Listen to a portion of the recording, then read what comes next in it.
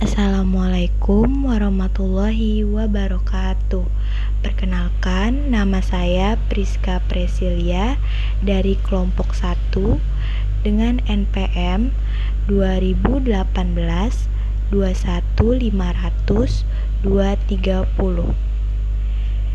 Di sini saya akan membahas materi tentang perbedaan antara tanda dan lambang, acuan, serta hubungan antara konsep, lambang, dan acuan. Yang pertama ada tanda. Tanda adalah suatu yang menandai atau mewakili ide, pikiran, perasaan, benda, dan tindakan secara langsung dan alamiah.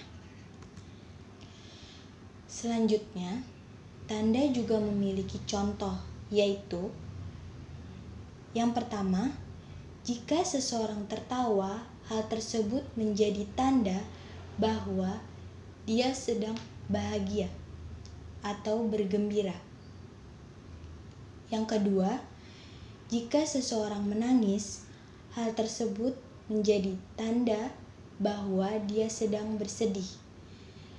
Kemudian, tanda juga bisa menandai bekas kejadian, seperti kita melihat wajah seseorang luka babak belur. Itu menjadi tanda bahwa orang tersebut baru saja dipukuli atau berkelahi. Kemudian contoh dari tanda, misalnya jika di kejauhan tampak ada asap membumbung tinggi, maka kita tahu bahwa di sana pasti ada api, sebab asap merupakan tanda akan adanya api tersebut. Dalam semiotika, yang menjadi dasar adalah konsep tentang tanda. Tidak hanya bahasa dan sistem komunikasi yang tersusun oleh tanda-tanda, melainkan dunia itu sendiri. Sejauh terkait pikiran manusia, seluruhnya terdiri atas tanda-tanda. Tanpa tanda-tanda, manusia tidak akan bisa menjalin hubungan realitas. Kemudian, semiotika merupakan studi atau metode untuk mengkaji tanda dalam suatu konteks yang dapat dimaknai. Kemudian, tanda dapat digolongkan berdasarkan penyebab timbulnya, seperti tanda yang ditimbulkan oleh alam, tanda yang ditimbulkan oleh binatang, dan tanda yang ditimbulkan oleh manusia. Tanda yang ditimbulkan oleh alam yaitu tanda yang diketahui manusia karena pengalaman.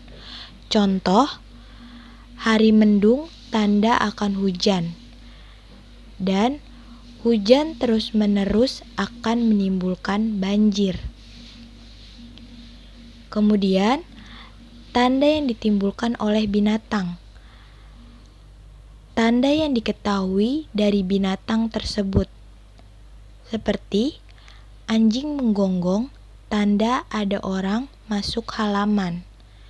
Kemudian, kucing bertengkar atau mengeong dengan ramai suaranya, tanda ada wabah penyakit atau keributan. Selanjutnya, tanda yang ditimbulkan oleh manusia. Tanda ini dibedakan atas dua. Yang pertama, yang bersifat verbal.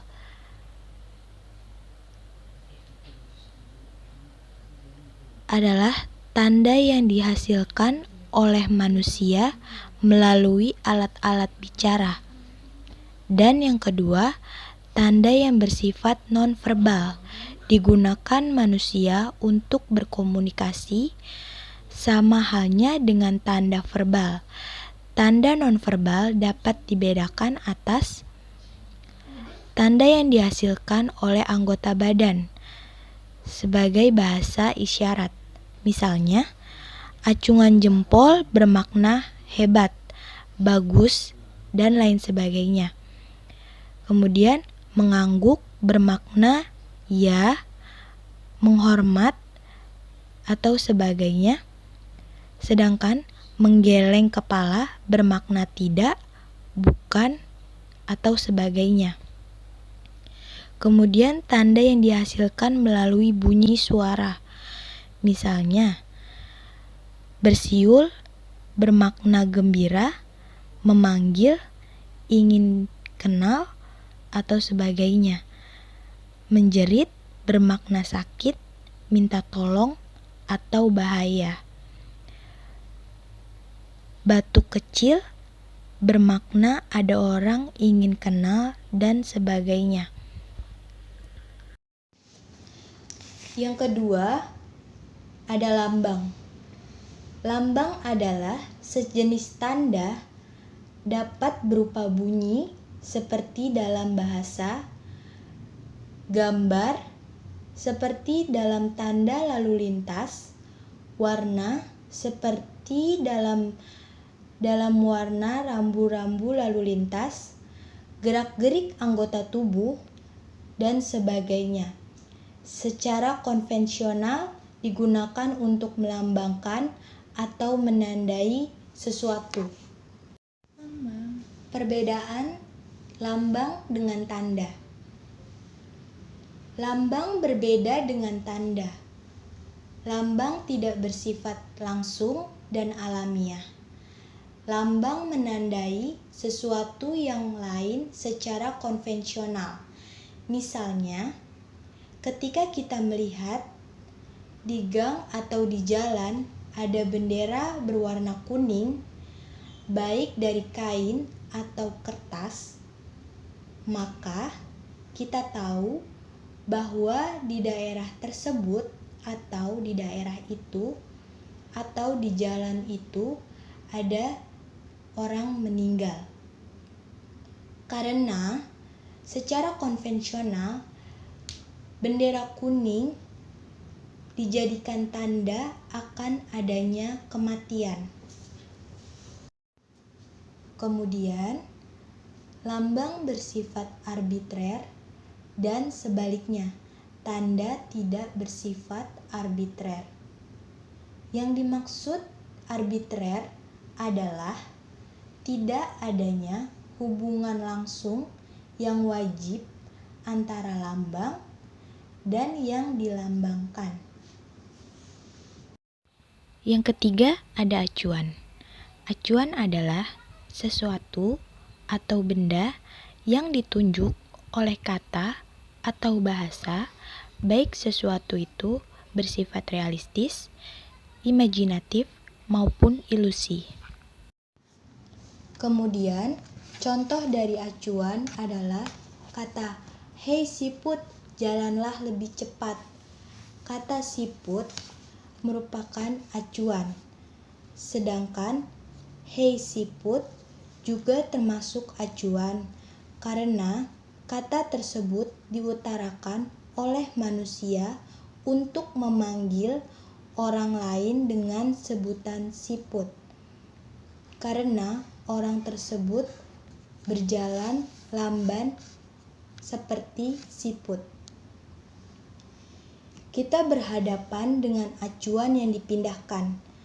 Acuan yang dipindahkan hanyalah dari manusia yang diajak bicara karena siput identik dengan jalan yang terlalu pelan. Semua itu mengacu kepada sesuatu yang diinginkan manusia. Selanjutnya ada hubungan antara konsep, lambang, dan acuan. Konsep atau pikiran Referensi adalah apa yang ada di benak kita tentang objek yang ditunjukkan oleh lambang atau simbol. Sementara menurut Sweetjaji tahun 2000 halaman 14, konsep adalah ide abstrak yang dapat digunakan untuk mengadakan klasifikasi atau menggolongkan yang pada umumnya dinyatakan dengan suatu istilah atau rangkaian kata. Selanjutnya, hubungan antara konsep, lambang, dan acuan. Konsep dan lambang terdapat hubungan timbal balik kata. Contoh, kata rokok yang diujarkan oleh demikian pada si penutur. Dengan konsepnya, dia memakai lambang ROKOK untuk mengacu pada objek yang sama. Dengan kata lain, sebelum seorang penutur mengatakan suatu lambang, di dalam benaknya sudah ada konsep atau makna. Kemudian, lambang itu dimaknai oleh si penganggap tutur. Hubungan timbal balik ini dapat diilustrasikan sebagai berikut. Untuk lebih mudahnya, bisa kalian lihat bagan di bawah ini, mereka saling berhubungan. Selanjutnya, ada hubungan antara konsep dengan acuan atau objek yang bersifat searah. Acuan atau objek memberikan stimulus kepada pemakai lambang atau penutur, sehingga ia memiliki konsep atau mental image tentang objek tersebut. Tidak ada gerak arah panah dari konsep ke acuan, karena konsep tidak menyebabkan acuan itu terwujud. Kemudian, hubungan lambang dengan acuan, yaitu bersifat arbitrer atau manasuka, sehingga sebuah acuan yang sama bisa saja diberi lambang atau simbol yang berbeda-beda. Kemudian ada simpulan dari semua materi ini, yaitu tanda suatu yang menandai atau mewakili ide, pikiran, perasaan, benda, dan tindakan secara langsung dan alamiah. Lambang, sejenis tanda, dapat berupa bunyi, sedangkan acuan, sesuatu atau benda yang ditunjuk oleh kata atau bahasa, baik suatu itu bersifat realistis, imajinatif, maupun ilusi. Sedangkan konsep, yaitu apa yang ada di dalam benak kita tentang objek yang ditunjukkan oleh lambang atau simbol. Hubungan antara konsep dengan acuan atau objek bersifat searah. Acuan atau objek memberikan stimulus kepada pemakai lambang atau penutur, sehingga ia memiliki konsep atau mental image tentang objek tersebut. Semuanya mempunyai perbedaan dan penghubung masing-masing di dalamnya.